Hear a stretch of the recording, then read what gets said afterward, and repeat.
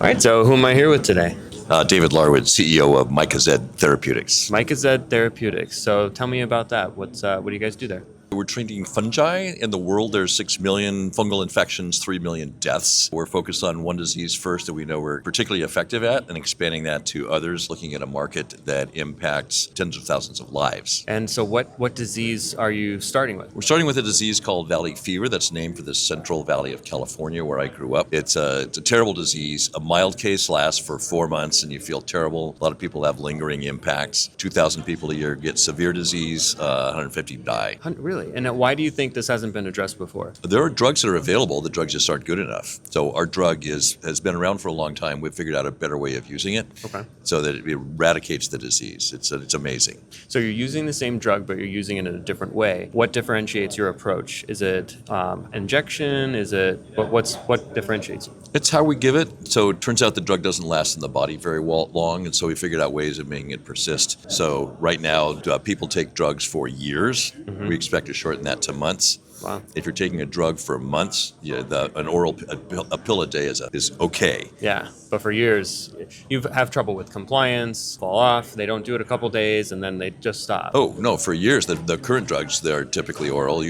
One of the favorite drugs is that you go in for a daily infusion, which means you're sitting with a needle in your arm for an hour and a half every day. So we're not talking about just pills for a year. They're having to go in every single day to get an injection? That's the current therapy, and it's worse. The first drug that was used is still used for severe cases. They stick a needle in your brain and put the drug into your brain. I mean, the alternative. The guaranteed alternative is death. You will die if you do not treat this. Wow. If you have it in the brain. This is pretty serious Very disease. serious. Yeah. How did you decide to pursue this with your company, this specific disease? So my father was a physician in the area. He grew up in the area and he was treating people that had this disease. One of his friends ran the trials for amphotericin, sticking needles in people's brains. And they still do that. I know the people that do that. They're personal friends. Interesting. And so then you saw an opportunity and you kind of knew this world a little bit and you took the leap and you said, this is what I'm going to base my company on. Well, I did some chemistry. So I'm a graduate of Caltech. And then I did some research projects and invented 2 drugs before I turned 30.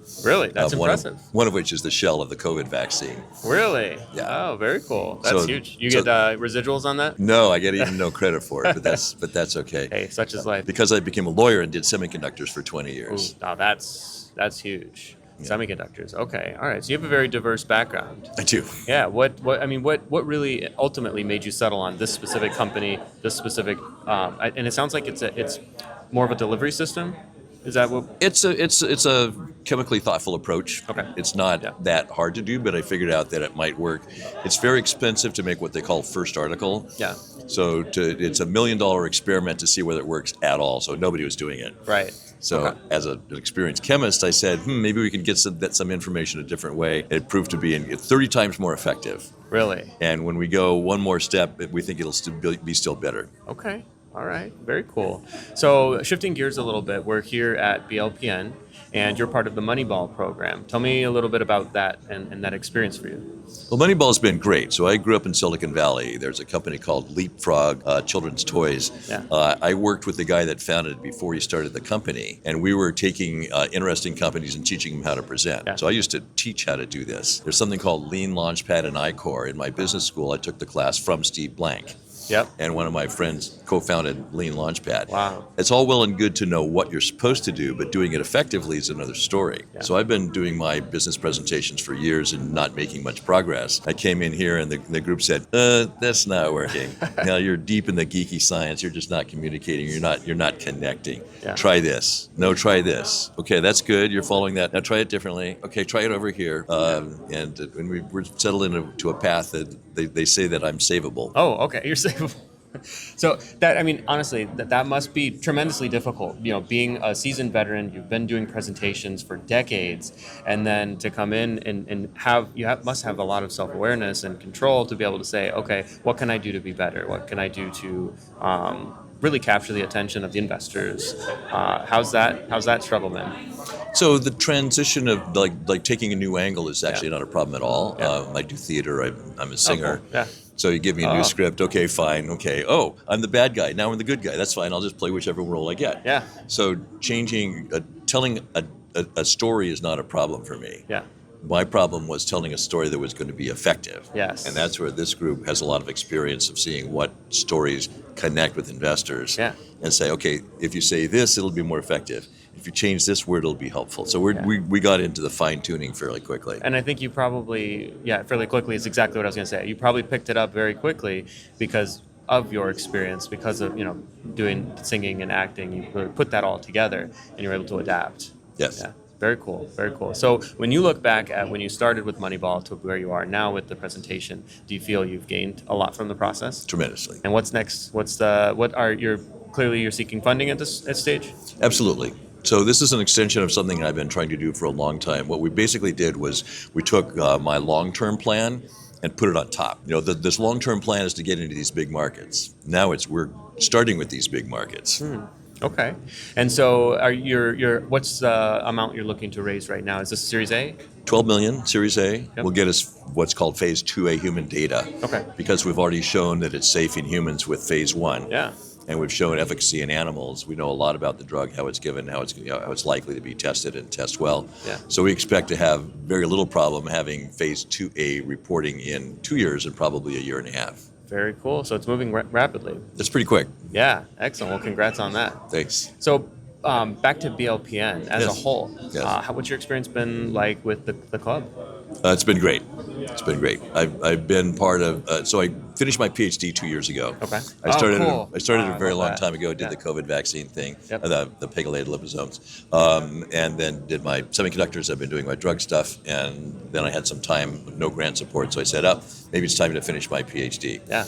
And so I finished that in 2 years ago, and Congrats. started looking for what do I do next. And I said, okay, it's time to really dig in and make this company happen more effectively. So I've engaged in, this is my fourth group that I've engaged with, like, we'll help you write better resumes, we'll help you connect, we'll help you tell your story better, and this is by far the best. Yeah. What makes it the best out of the others?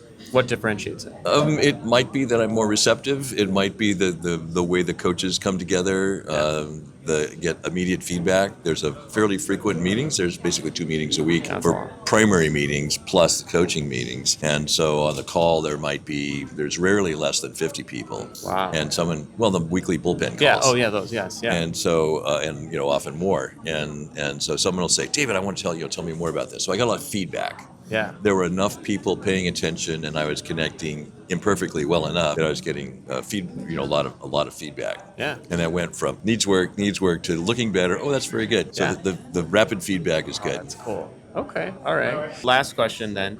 Can you give some advice to young entrepreneurs, maybe someone who has waited around to get their PhD, they didn't complete it, maybe they're a little on the older side. What advice do you have? Boy, that's a tough one. There's lots and lots of people. There's incubators.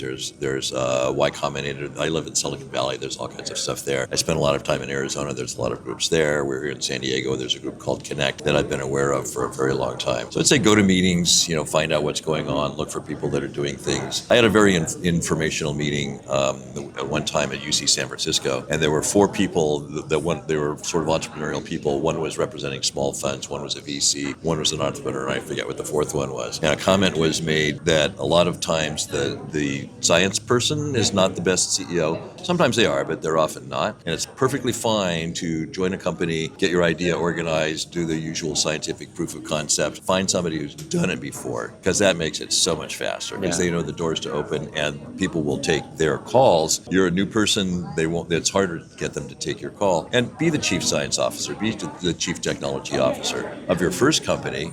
Learn from that. When you come back when you're doing your second company, it's a lot easier. Yeah. By the time you get to your 4th company, people love you. Yeah. Very good. Great advice. Well, thank you, David. We're excited. We're saving lives. We're going to do it quickly. We think we can expand. We think we have the opportunity to establish a new antifungal therapeutic empire. Yeah. Beautiful. I want to watch it. Okay, good. Cool. Thanks. Thanks, David.